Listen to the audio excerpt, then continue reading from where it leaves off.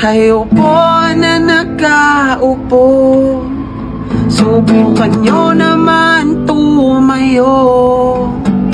At baka matanaw, at baka na matanaw ninyo ang tunay na kalagayan ko. Ganito kasi yan.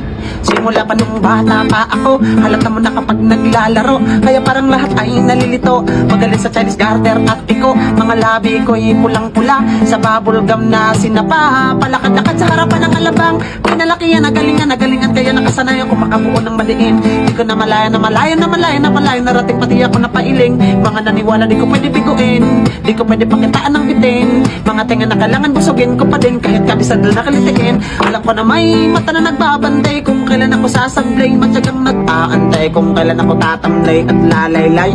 Yung mga laway na makita ako na mahina, umay na manira, ngalay na manghila, kasi nga walang pinakitang hindi pamatay. Ako'y isang sirena, yan ang tunay na kalagayan ko.